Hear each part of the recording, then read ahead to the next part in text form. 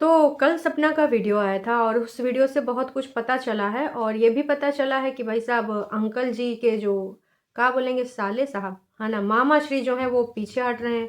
उन्होंने एक प्रार्थना पत्र दिया है और सपना से कहा है कि जो भी करके ना ये केस तुमको लड़ना है तो अपने माता पिता मतलब सास ससुर से लड़ो, लेकिन मुझे मुक्ति करो और मेरे से समझौता कर लो।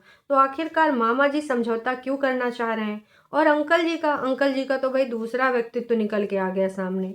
इससे अच्छा था कि अंकल जी आप चुप पे रहते, क्योंकि जब तक आप चुप थे तब तक आपकी इमेज बनी थी बेचारे माता पिता की। लेकिन जब से आपने बोलना शुरू किया है तो अपनी वीडियो में एक ही वीडियो में आपके कई बयान आए हैं जो कि विवादित हैं, है ना। तो चलिए फिर आज शुरू करते हैं ये रंगारंग कार्यक्रम। तो अंकल जी के जवाब का इंतज़ार था और आज तीसरा दिन हो गया लेकिन अंकल जी का जवाब तो नहीं आया। हालांकि कल सपना ने जो वीडियो बनाया तो उसमें अंकल जी का रुख बहुत हद तक क्लियर हो गया। जैसे कहते हैं कि हाथी के दांत खाने के और दिखाने के और होते हैं, तो अंकल जी का कुछ ऐसा ही सीन नज़र आ रहा है। जो पड़ोसी के वीडियो में अंकल जी ने चीख चीख के बोला था कि जो भी हैं बीच में महिला जो पहले भी बीच में आई थी और फिर से बोल रही थी कि नहीं मैं न्याय दिलाऊंगी, मैं न्याय दिलाऊंगी, तो उन्होंने उनको संबोधित भी किया था। वो टोंटबाजी में किया था फिलहाल उन्होंने। देखिए अंकल जी की जिसने भी आवाज़ सुनी होगी उसने अंदाज़ा लगा लिया होगा कि अंकल जी का उस टाइम पे कहने का क्या मतलब था, क्या मोटिव था कि भाई तुम करो, बिल्कुल भी पीछे मत हटना और पैसे भी तुम्हें लगाने की ज़रूरत नहीं है, पैसा जितना लगेगा इस न्याय प्रणाली में वो सारा का सारा मैं खर्च करूँगा और तुम लड़ो, कोई ज़रूरत होगी तो बताना। लेकिन जब उस महिला का कॉल पहुँचता है अंकल जी के पास, अंकल जी तो ऐसे लग रहा था कि भाई बरैया पीछे पड़ी है और अंकल जी पीछे पीछे जो है पीछा छुड़ाना चाह रहे हैं। उन्होंने बोला कि जो करना है तुमको करना है, जो करेगी वो सपना करेगी और तुम लोग को जो करना है। हाँ, डेथ सर्टिफिकेट पे बहुत ज़्यादा विवाद चल रहा है। हाँ जी, तो उस सर्टिफिकेट में क्या लिखवाया गया है? एक्सीडेंटल लिखवाया गया है, कॉज क्या लिखवाया गया है, सब लोग जानना चाहते हैं। तो अंकल जी का कहना था कि भाई एक काम करो, तुम खुद पता करा लो कि डेथ सर्टिफिकेट में क्या लिखा है क्या नहीं लिखा है, और आप हमसे ना पूछो, खुद पता करा लो। तो सिंपल सी चीज़ है, इस चीज़ का तो जवाब अंकल जी दे सकते थे, है ना, कि क्या लिखा है क्या नहीं लिखा है, बाकी उसको जो उस महिला को करना होता करती। पर एक चीज़ मुझे ये भी समझ में नहीं आ रही है कि कोई दूसरे के ऊपर वो अंकल जी क्यों सौंप रहे हैं, क्योंकि घर में बेटा आपका है, इकलौता बेटा, आपके घर का चिराग बुझ गया और आप तीसरे चौथे जिसको आप दूर दूर तक भी नहीं जानते हैं, ये भी नहीं है कि वो आपका कुछ ऐसा सीन होगा कि कैसे भी करके वो तुमको जो है रिश्तेदारी में आता है या जान पहचान में आता है या फिर कोई तुम्हारा सीएम पीएम का भाई रिश्तेदार है। उनका कोई कुछ है कि सामाजिक कार्यकर्ता हैं, सुनने में आया है। पर ज़्यादातर वो कंट्रोवर्सीज़ में ही रहते हैं यूट्यूब पर। तो जो भी है उनका, पर यहाँ पर अंकल जी को खुद बोलना चाहिए और अंकल जी के पास तो इतने धांसू-धांसू लोग हैं। आई थिंक वो पुलिस में थे अंकल जी या फिर जो इंग्लिश में पढ़ा रहे थे अंशु को, है ना? अच्छा एयरफ़ोर्स या फिर शायद, अगर मैं कंफर्म नहीं हूँ तो मुझे याद नहीं आ रहा है, पर हाँ वो किसी रिटायरमेंट के बाद से ही, चाहे पुलिस में रहे हों चाहे फोर्स में रहे हों, रिटायरमेंट के बाद का ही अपना बता रहे थे कि मुझे पैसे की ज़रूरत नहीं है और मैं ये करता हूँ, मैं वो करता हूँ।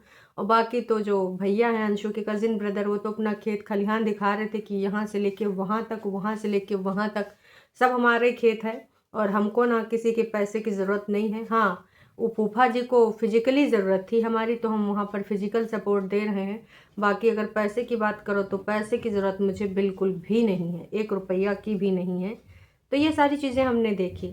लेकिन अंकल जी से मैं यही कहना चाहूँगी कि अंकल जी, आपका बड़ा रुख जो था ना, मैं ये नहीं कहूँगी कि पूरे तरीके से आपने बदतमीज़ी करी, पर हाँ, ये साफ-साफ दिख रहा था कि आप वो जो महिला कॉल करी थी, आप उनको पूरे तरीके से इग्नोर कर रहे थे और किसी भी तरीके से आप उनको सहयोग नहीं कर रहे थे। जबकि आपने खुद रिकॉर्डिंग पे, हालाँकि उस दिन आपने बोल बच्चन बोले थे, देखो ये हम सबको पता है कि आपने बोल बच्चन बोला था। आपको सपोर्ट करना होता तो आप खुद भी ना उन महिला को आगे से कॉल कर लेते। लेकिन दोस्तों आप सबको एक चीज़ समझ में आई कि इनके घर में नामी-गिरामी हस्ती हैं, कोई एयरफोर्स से है, कोई पुलिस से है, कोई इधर का है, कोई उधर का, मतलब नामी-गिरामी फैमिली जानी जाती है। तो ये लोग खुद अपने बच्चे के लिए न्याय प्रणाली में क्यों नहीं शामिल हो रहे हैं? हम भिजवा देंगे, तुमको क्या चाहिए, बारकोड चाहिए या शीशे चाहिए, गाड़ी के टुकड़े चाहिए। तो भाई आपको नहीं जानना है कि आपके बच्चे के साथ क्या हुआ। क्या वो एक हादसा था या फिर कुछ और था? नॉर्मल एक्सीडेंट से हटकर कुछ और था, या आपके मन में क्वेरी नहीं होती है? पता नहीं जी। शायद अंकल और इनके जितने भी रिश्तेदार हैं वो इस चीज़ को चाहते नहीं हैं।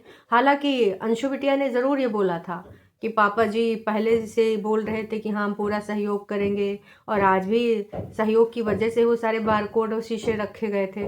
तो क्या हुआ, आप जब 60 70 वैसे आप 60 होने वाले हैं, अंकल जी का कहना था रिटायरमेंट के आसपास ही हैं, तो आप वो कब न्याय प्रणाली में वो शीशे देंगे, बारकोड देते, कब का इंतज़ार कर रहे हैं? मतलब 70 75 साल के, वैसे आजकल का एज का तो कोई ठिकाना है नहीं, कब किसकी कितनी है। इतनी सारी बीमारियां, और एकदम से आजकल कुछ भी हो जाए, ऊपर से हार्ट वाली बीमारियों का तो कोई इससे लेना ही देना नहीं है। तो अंकल जी अभी तक आप चुप्पी साधे बैठे थे, फिर आपने चिल्लाया चिघाड़ा कि आ जाओ भाई साहब, तुम पूरे तरीके से करो, जितना रुपया पैसा लगेगा, माँ कसम पैसे पैसा सारा पैसा लुटा देंगे, लेकिन न्याय दिलाएंगे अपने बेटे को। लेकिन कॉल पे ना अंकल जी का असली चेहरा सामने आ गया। और वैसे भी अंकल जी की इमेज अब धीमे धीमे खराब होती जा रही है। भाई सुनने में तो ये भी आया कि अंकल जी ड्रिंक करके आंटी जी के ऊपर भी हाथ उठा दे हुए हैं, और छोटा मोटा नहीं, अंकल जी को डेली बेसिस पे पीने की आदत है। तो आप समझ सकते हैं कि भाई साहब इससे और कितनी बीमारियां भी बढ़ सकती हैं। हालांकि शुगर के पेशेंट अंकल जी ऑलरेडी हैं, लीवर की भी तमाम समस्याएं हो सकती हैं, और भी बॉडी में बहुत सारी समस्याएं हैं। तो अब समझ में आ रहा है कि कहीं ना कहीं अंकल जी चुप्पी क्यों साधे थे, कि बहुत सारी चीज़ें सामने निकल के आ जाएंगी। अभी आपको क्या लग रहा है? वैसे सपना ने बोला है कि भैया जो ज़रूरत पड़ेगी मैं जाऊंगी, ज़रूर से ज़रूर जाऊंगी, पर आई थिंक सपना ने भी बहुत लेट कर दिया। जो जिद अभी इसने बांधी है, ये हिम्मत इसको बहुत पहले कर लेनी चाहिए थी, जब इन्होंने अपना पति खोया था। लेकिन उस टाइम इनका कहना था कि मुझे बरगलाया गया, फुसलाया गया। अब हो सकता है घर में कुछ ऐसी प्रक्रियाएं रही हुई हूँ, है ना, क्योंकि एक बार हम सपना के पेरेंट्स को भी दरकिनार कर देंगे, सपना को भी दरकिनार कर देंगे, क्योंकि लोगों का कहना है ना कि भैया सेकंड बीवी थी। लेकिन सबसे ज़्यादा अगर दिखाया जाता है कि भाई माँ बाप से बढ़ के कुछ है नहीं, उन्होंने सब कुछ अपना खो दिया। और अंकल जी ने भी अपने वो वाले वीडियो में एक डायलॉग मारा था कि मेरी असली संपत्ति तो मैंने खो दी, ऐसी संपत्ति का क्या लेना देना, अब ये संपत्ति मैं क्या ही करूँगा, ये दान कर दूंगा, पुण्य कर दूंगा, ट्रस्ट में दे दूंगा। लेकिन जब सपना ने आगे से बढ़ के बोला कि पापा जी चलो साइन कहाँ कहाँ लगेंगे, कौन से ट्रस्ट में दान दोगे राजवीर सूरज जी के नाम पे, तो मैं करने को तैयार हूँ, तो अंकल जी का दोबारा से जवाब ही नहीं आया। और हालांकि उनका कहना है वो अपनी रियल संपत्ति हो चुके हैं। तो दोस्तों इसमें आपको क्या लगता है, क्या नहीं लगता, अपनी टीका टिप्पणी ज़रूर दीजिएगा। कहीं ना कहीं अंकल जी के भी व्यक्तित्व पे ना सवाल उठने लगे हैं। जो उनकी दोहरी रणनीति है समझ में आ रही, वही वाली बात, हाथी के दांत खाने के और दिखाने के। और जब तक अंकल जी चुप थे तब तक भाई तमाम जनता इनके साथ में थी, सपोर्ट में थी। लेकिन अब जनता को भी समझ में आ रहा है कि नहीं, देखो इंसान जब बोलेगा तब उसकी बहुत सारी चीज़ें निकल के सामने आएंगी। पर अभी तक यही था कि बेचारे माता पिता, वो तो बेचारे के पास प्लेटफॉर्म भी नहीं, कहीं बोल भी नहीं सकते। लेकिन जब उन्होंने अब बोलना शुरू करा है तो देखो क्या क्या चीज़ें निकल के आ रही हैं। उनका दोहरा व्यक्तित्व भी ना पता चल रहा है। मामा जी का एक और बिल्कुल भी समझ में नहीं आ रहा है। मामा जी ने भाई एक एप्लीकेशन दिया है, और उसमें एप्लीकेशन में लिखा है कि हम समझौता करना चाहते हैं, बिटिया रानी तुम मेरे साथ समझौता कर लो, और तुमको अगर केस वोस लड़ना है या फिर जो भी जंग लड़नी है वो कृपया करके तुम अपने सास ससुर के साथ लड़ो, तुमको न्याय प्रणाली के अंतर्गत करना है या फिर जो भी करना है। तो मामा जी से ही समझ में आया कि शायद उन्होंने ही वो बार कोड रखे थे, और वो आगे पीछे भी थे, है ना, कांच के टुकड़े का भी उन्हीं से लेना देना है। मामा जी अब पीछे क्यों हट रहे हैं? वैसे तो सारे के सारे लोग कह रहे थे कि भाई न्याय मिलना चाहिए, न्याय मिलना चाहिए। और मैं फिर से कहना चाहूँगी कि अगर वाकई में आपको लगता है कि ये नॉर्मल सा एक्सीडेंट है, जो कि धुंध थी, कोहरा था, वो गाड़ी अपनी खड़ी कर रहे थे, ट्रक वाले ने नहीं देखा और ऐसा ऐसा हो गया, तो आप इसको स्पष्ट तरीके से भी अंकल जी रख सकते हैं। लेकिन नहीं, आप तो भाई कहते हो कि आप करो, सहयोग करोगे, जितना पैसा लगेगा वो भी लगाएंगे, और आपके रिश्तेदार भी पीछे डर रहे हैं। जब कर नहीं तो डर काहे का? और इतना टाइम तो निकालना ही पड़ेगा भाई। अब खेती किसानी वाले लोग हैं, रिटायरमेंट के बाद आप आराम से जितनी बार भी पुलिस में आना जाना पड़ेगा, आना जाना तो पड़ेगा, क्योंकि उस टाइम पे जो जो शामिल है, अगर केस इसने ओपन करा है, जैसा कि सपना बता भी रही है कि कई बार आना जाना पड़ा, छोटी छोटी चीज़ों के लिए बुलावा आता है, चक्कर पे चक्कर लगाने पड़ते हैं। तो उस टाइम पे जो जो लोग अंतिम प्रक्रिया में शामिल हुए थे, तो उन सबको बुलावा तो आएगा ही आएगा पुलिस स्टेशन से, और उनको अपने अपने जो है बयान भी देने पड़ेंगे, और कई बार भी बुलाया आ सकता है। तो दोस्तों मामा जी का भी रियल व्यक्तित्व निकल के आ रहा है, और भी हो सकता है इसमें और भी कई कड़ियाँ जुड़ें, क्योंकि जब पूछताछ होगी तब और भी बहुत सारी चीज़ें सामने आएंगी। सुनने में पड़ोसी का भी जिक्र हो रहा है कि पड़ोसी भाई साहब ने भी इसमें कुछ पार्टिसिपेट करते किया है। कहते हैं ना कि कई बार थोड़ा टाइम लग जाता है, पर असलियत तो सामने आ ही जाती है। तो असलियत तो सामने अब आएगी, अगर ये केस ओपन हुआ है, रीओपन कराया गया है, तो मैं तो यही कहूँगी कि अगर ये एक्सीडेंट के अलावा कुछ और है तो बिल्कुल इसकी तह तक जाना चाहिए, पर्दे खुलनी चाहिए और राजवीर जी को न्याय मिलना चाहिए, क्योंकि उनकी ऑडियंस भी जानना चाहती है। और हाँ, वो जो कौन सा वो था चैनल द रॉट, जिस पे भाई मिलियन मिलियन व्यूज़ थे, करोड़ों में कितने व्यूज़ थे उसमें। तो हम लोग ये भी चाहेंगे कि उस चैनल के बारे में भी राय मिले, प्रतिक्रिया मिले, जो भी जहाँ पर भी साइबर सेल से बात हुई है या फिर जहाँ जहाँ पे भी कंप्लेंट की गई है, तो उसके रिगार्डिंग इस चीज़ में कौन शामिल है। गाड़ी के पार्ट्स लेने सपना खुद जाएंगी और कहीं ना कहीं सोशल मीडिया पे भी बोल ही दिया है कि मैं जाऊंगी, जो करना है करो। ये इस केस में बहुत ज़्यादा हो रहा है कि सामने वाला ये कर देगा, वो कर देगा, और उधर से वो मैडम बोलती है छोटी बिटिया कि तुमको करना है ऐसा करा दो, गाड़ी से कुचला दो। मतलब एक दूसरे के ऊपर ब्लेमिंग गेम बहुत चल रही है। छोटी बिटिया की बातों से तो ये लगता है कि भाई तुमने अच्छा अच्छा भैया के साथ भी गाड़ी से करवाया कुचलाया, तो भैया तुम हमें भी करा दो, क्योंकि उसने भी अपनी लाइफ में ये वाला सेंटेंस कई बार बोला था। हालांकि अभी तक वो आई नहीं है। उस दिन इतना बड़ा लाइव करने के बाद बोली थी कि ये मेरा आखिरी लाइव भी हो सकता है यूट्यूब पर, उसके बाद मैं यूट्यूब भी छोड़ सकती हूँ, फलाना ढिमकाना। तो क्या है क्या नहीं है तो वक्त ही बताएगा। फिलहाल मैं बस यही कहना चाहूँगी कि चीज़ें पता चल जाएंगी। और शीशे अच्छा हाँ, कुछ पैसे भी मिले हैं, तो एक्सीडेंटल क्लेम होगा जो भी है, और वो सारे के सारे अंकल जी और आंटी जी के अकाउंट में ही आए हैं। तो अब वो कितना धनराशि है अलग अलग जगहों पे लिखा है, कोई कह रहा है 20 लाख मिले, कोई कह रहा है 21 लाख मिले, कोई कह रहा है 25 लाख मिले। सच्चाई तो अंकल जी ही जान सकते हैं। वैसे अंकल जी आप तो बोल रहे थे दालें रोटी खाने भर का पैसा है, और अच्छा खासा सुनने में आया कि भाई आपकी सैलरी भी अच्छी है, जहाँ पे आप पढ़ाते हैं तो सीनियर टीचर हैं या फिर जो भी हैं सीनियर हैं आप वहाँ पर, तो अच्छा खासा इनकम उधर से भी आ रहा है। फिर भी अंकल जी ने जो यहाँ पर बोला है झूठ ना, अंकल जी आपका व्यक्तित्व भी सामने आ रहा है। ऐसे अगर आप वीडियो बनाते रहे कभी पड़ोसी के चैनल पे तो कभी आपकी बिटिया के चैनल पे, तो आपकी सच्चाइयाँ तो सामने आती ही रहेंगी। और बाकी जो मामा श्री हैं तो मामा श्री पता नहीं, बहुत सारे जो केसेस होते हैं उसमें मामा श्री ऐसे नहीं पाए जाते जिनकी भूमिका ऐसी इतनी संदिग्ध है। तो फिलहाल तो कांच के टुकड़े, और उम्मीद करते हैं वो सही सुरक्षित हों। कल को इनका बयान आ जाए कि खो गए हैं, फलाना ढिमकाना, जहाँ पे रखे थे वहाँ चूहा खींच ले गया, गांव में रखवाए गए थे। जब मिल जाए तब जानिए, क्योंकि उसमें भी काफ़ी कुछ चीज़ें हैं, कोड वगैरह है ना, बार कोड वगैरह, कांच के टुकड़े। तो देखो इनसे क्या क्या कहाँ तक पहुँचा जा सकता है। बाकी ये तो वक्त ही बताएगा आने वाले टाइम में।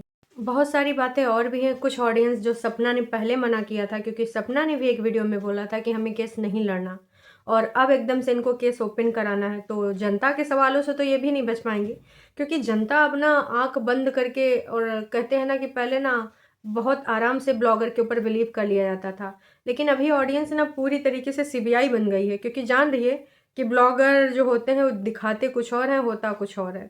तो यहाँ पर सपना के ऊपर भी लोग सवाल उठा रहे हैं, और किसी ने साफ साफ लिखा भी है कि पहले तो सपना आपने भी मना किया था। एक वीडियो आई थी जिसमें आप कह रही थी कि जो बच गया है उसको बचाना है, हमें किसी पर कोई एफआईआर नहीं करानी है, कोई केस नहीं लड़ना है।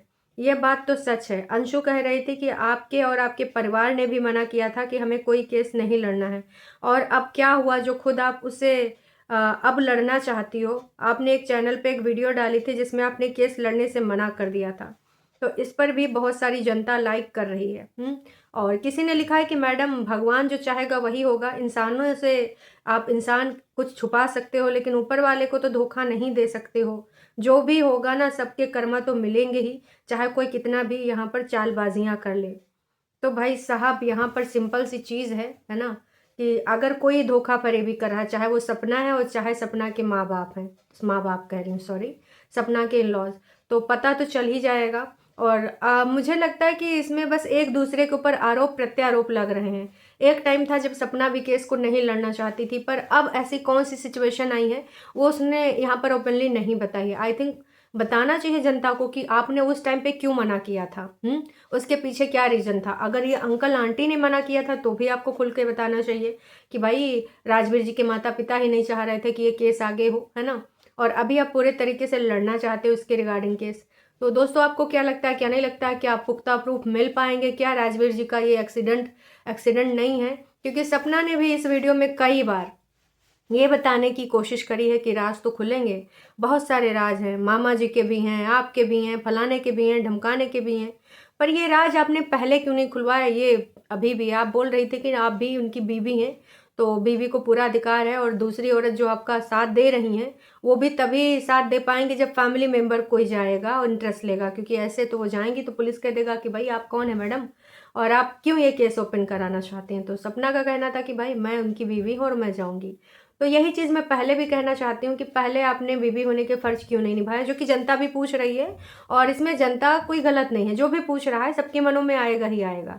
तो दोस्तों, आपको क्या लगता है, ये कंट्रोवर्सी से ज़्यादा कुछ और है? क्या वाकई में न्याय के लिए लड़ा जा रहा है, या सिर्फ एक दूसरे के ऊपर आरोप प्रत्यारोप लगाने का प्रक्रिया चालू? क्योंकि ज़्यादा से ज़्यादा लोग इस चीज़ पे भी एग्री कर रहे हैं कि भाई अगर आपको लड़ना ही था तो इतना लेट क्यों कर दिया? उससे पहले तो आपके अंदर ये आग कभी नहीं जगी कि आपको अपने पति के लिए न्याय चाहिए, और एकदम से आप न्याय दिलाने के लिए उतर रही हैं, वो भी उस महिला के लिए जिसके लिए आपने पहले मना भी कर दिया था कि वो एकदम से आती थी, आपके घर के अंदर भी आ गई, आप उससे बात भी नहीं करना चाहती थी, फिर भी वो ज़बरदस्ती करना चाहती थी, और आज आप दीदी दीदी करके बोल रही हैं।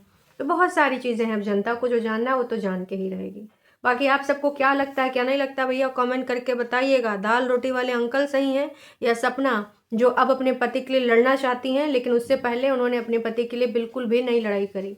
तो अभी के लिए इतना ही, फिर मिलते हैं नई अपडेट के साथ। आप अपने विचार ज़रूर व्यक्त कीजिएगा।